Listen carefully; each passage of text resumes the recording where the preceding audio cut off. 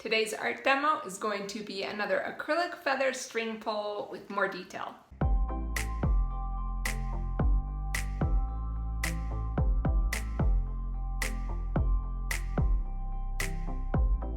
It's great to have you back in the studio. If you're new here, I'm Tammy at Tams Creative Corner.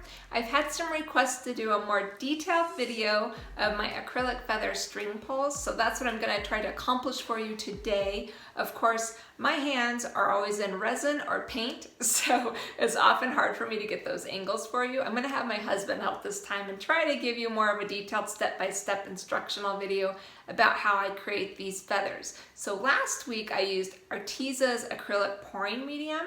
You just used the paint right out of the box. You didn't have to mix it together with Floetrol or anything. So if you haven't seen that one, it's a great beginner's one and I'll link that above.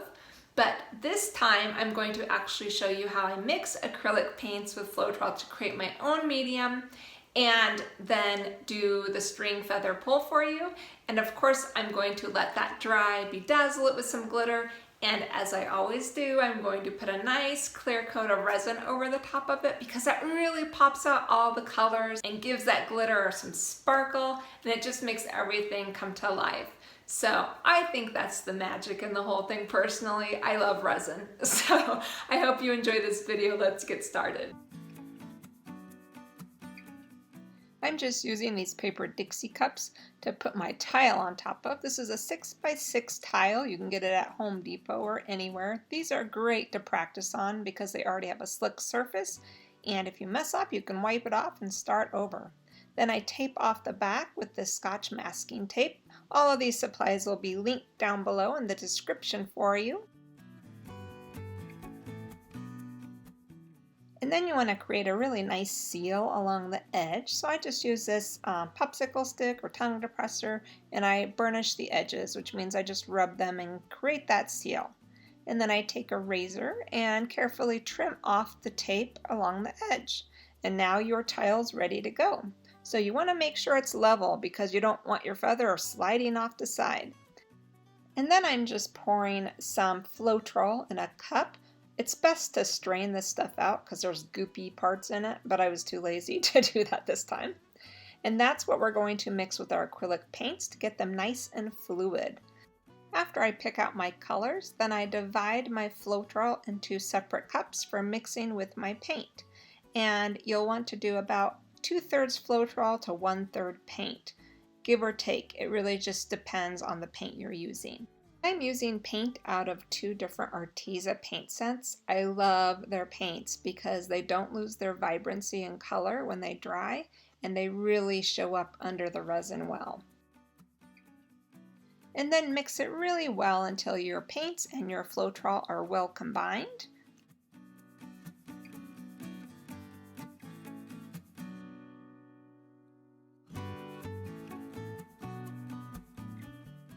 I decided some of my blues were too similar, so I added a little bit of violet and created a new color. And then I'm going to add a splash of water to each one. I can't get more technical. I'm really sorry. I just kind of wing it until I get it to the consistency that I know I like. And I have a batch of ARTEZA Floetrol and water already mixed up because I do a lot of these feathers in white abstract negative space painting, so I just keep a batch all ready to go. Once you pour it out onto your tile, you want to coat the entire surface and then pour the paint off so there's a really thin, even coat on your tile. And then using a culinary torch, I just go over the surface really quickly, and that helps pop all the air bubbles. And now I just take my paints and I create 2 sections of the same gradient, and I just choose the colors that I want next to each other. And you'll get better at this as you go, learning which ones blend together nicely.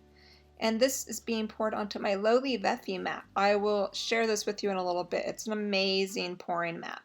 So then you just take a piece of yarn or whatever floats your boat, and you don't want your colors to get muddy, so you just gently tap, tap, tap it into the paint, and then you'll be ready to put your string down and pull.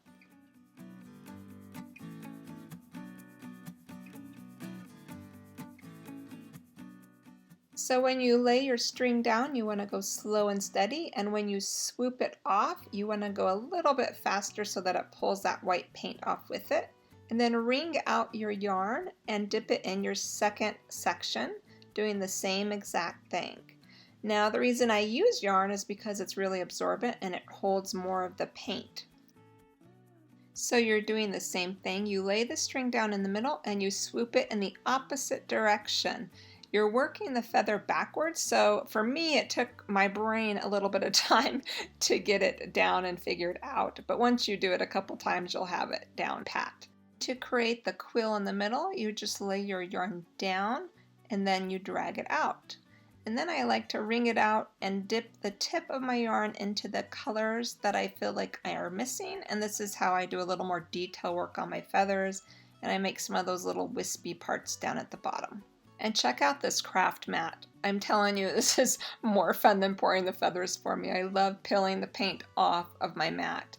So if you want, there's a coupon code for this Low Leave FE craft mat down below. It's for the Jumbo or Mega. I love this thing. So now I'm going to move on, now that my paint's dry, and add my sparkle. And I do this by using my glitter glue by Stickles. And there's all different colors you can get and use. And then I mix up some art resin. I'm doing more than I need for this one feather because I have a couple ready to coat with resin. So this is 2 ounces combined. It's half hardener, half resin.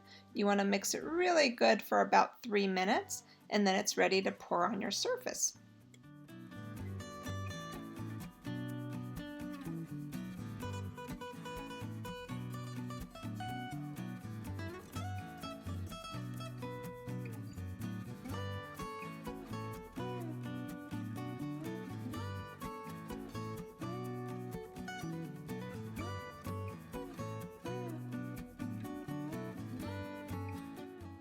So after you get your resin poured out and spread out on your surface, you want to hit it with that culinary torch to pop all those bubbles, and then cover it up and let it cure. Now art resin will be able to be touched in 24 hours, but it usually takes about 3 days before it's fully cured. And now that my piece is cured, I'm heating up the tape on the back. It really just softens them up and you can pull the tape right off along with all of those drips.